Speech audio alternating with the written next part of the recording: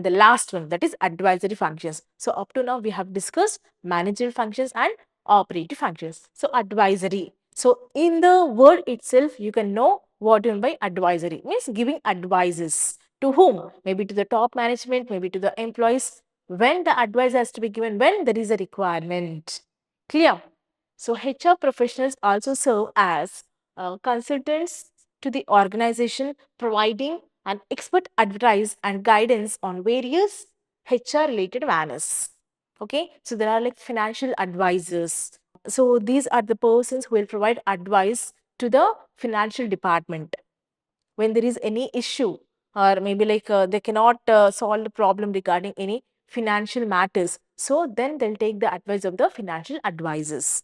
Okay, so even the HRs will serve as a consultants for the organization for different departments. So advised to top management. These persons will also advise for the top management in what? In framing the programs, in framing the rules and regulations, in framing the policies, in framing the legal laws. Okay, so they will advise the top management in doing all these things. So personal manager advises the top management in formulation and evaluation of personal programs, policies, procedures, legal laws, ethical standards. He also gives advice for achieving and maintaining good human relations and high employee moral. Okay, so advice to top management means they are advising the top management in which areas? So these are the areas. Advice to departmental heads. So just now we have discussed production department, sales department, marketing department, finance department. If they are unable to solve the problem, if they are facing any type of problem or grievance, so at that particular time, so these consultants or these advisors will provide to the departmental heads when there is a requirement, when there is a need, when they will approach them. Clear? So person manager offers advice to the heads of various departments on matters such as manpower planning.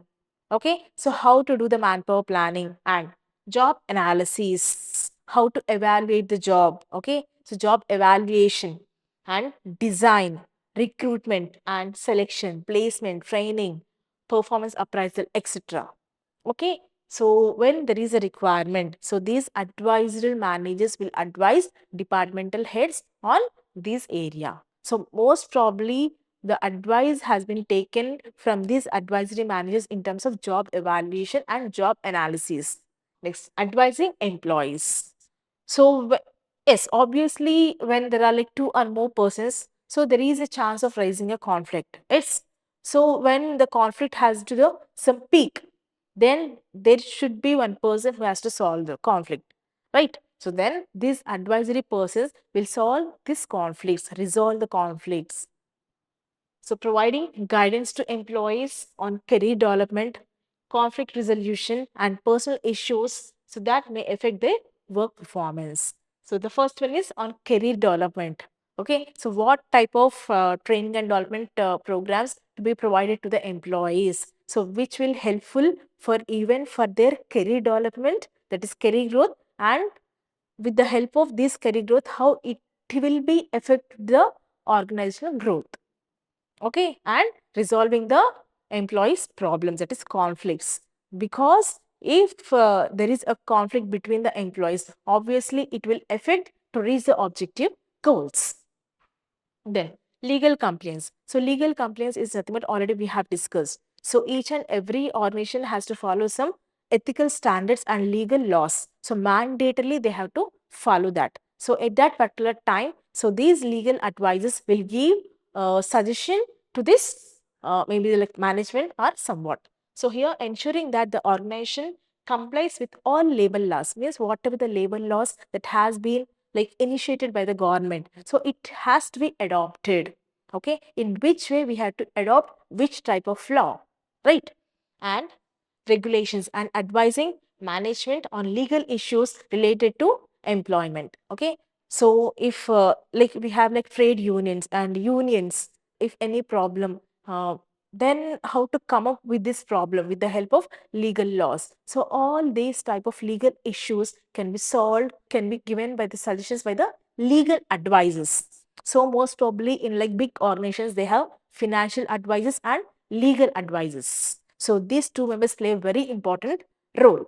So while coming to this conclusion, we can say that all the functions, okay, so that is effectively managing these functions, HRM can contribute significantly to the overall success and competitiveness of an organization. Means each and every organization has to follow some of the HRM functions, okay.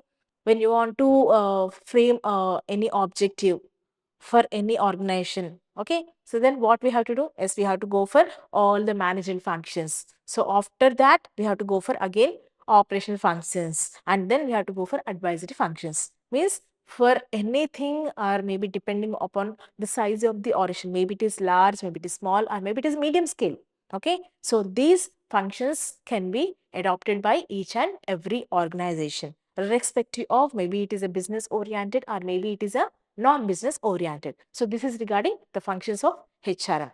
So how many functions? Managerial, operative functions and advisory functions. In the advisory functions, so most important role is played by the financial advisors and legal advisors. So this is regarding the topic that is called as functions of HRM.